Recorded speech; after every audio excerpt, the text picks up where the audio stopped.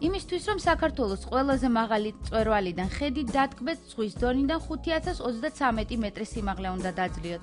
მწვერვალის დასაძლევად არაერთი გზა არსებობს, თუმცა ამ წამოწყებაში ყველაზე მნიშვნელოვანი მოგზაურობისთვის მომზადებაა. ის, ვისაც ჩვენ ჯგუფში ამის გაკეთება კამერით ხელში ყველაზე ხშირად უწევს, ნიკა ლებანიძეა. მრავალი საინტერესო ექსპედიცია ამოდიოდა ყაზბეგზე. ბევრ ძვირფას მონაცემებს აგროვებდნენ.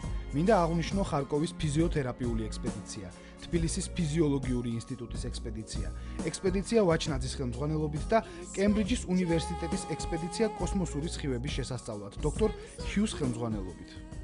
იხსენებდა 1963 წელს მეცნიერი დავით შარაშიძე, რომელიც დაკვირვებას მზის სხივების სიმძლავრეზე მყინვარის ფერდობებზე ჯერ კიდევ 1933 წლიდან აწარმოებდა. მკვლევარმა იქ 15 წელი გაატარა. ჰიდრომეტეოროლოგი იყო თავდაპირველად და შემდეგ უკვე კვალიფიკაცია სხვა სტრუქტურით მიიღო, მან ააგო სწორედ. უპირველესი მისი ნაგებობა, მის მიერ აშენებული შენობა იყო ეს ურთულესი შენობა.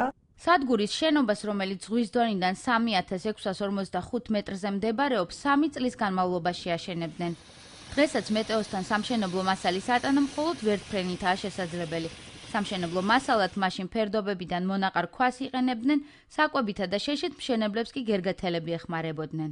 მასალა აქონდათ ცხენებით, აქონდათ ვირებითო, ჯორებითო და ცხენებითო სხვა საშუალება იქ არ იყო და წარმოიდგინეთ ასეთ პირობებში და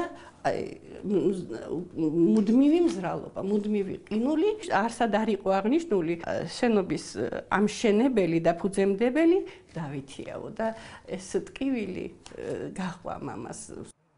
მეტეოს შენობა ალპინისტებისთვის ყოველთვის საჭირო თავშესაფარი იყო. დღესაც ყველა ექსპედიციისთვის ასვლა მეტეოდან დილას ადრე იწყება.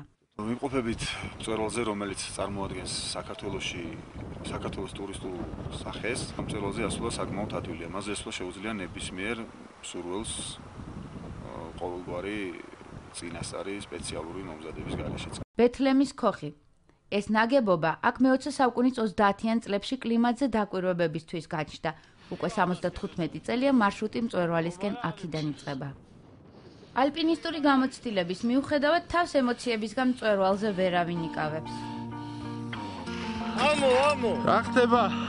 ამოდი, გავნამო. გელოდები.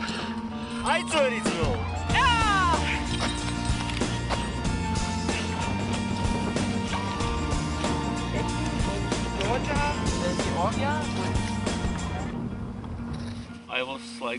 ჩემთვის ეს ყველაზე მარტივი 5000-იანი მწვერვალი იყო მსოფლიოს სხვა მწვერვალებთან შედარებით. საქართველოში სადაც არ უნდა გაგიჭირდეს, მხარში ყველა დაგიდგება. აქ ველოსიპედიდაც მინდა დაბრუნება, დღეს ამინდმაც გამიმართლა.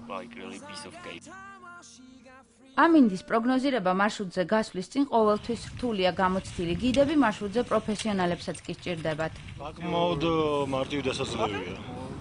გავთვალისწინებ, რომ გიდთან ერთად უნდა იმოძრაოს აუცილებლად. ადარებენ ხშირად შვეიცარიას და ამბერო უფრო ლამაზიც არის. ბეთლემის ქოხი პირველ სტუმრებს მთის შესაბამის კომფორტს გაზაფხულიდან შეუქმნის. გაუმართო საქაურობას. აქაურობას გაუმართო. ბეთლემის ქოხს გაუმართო.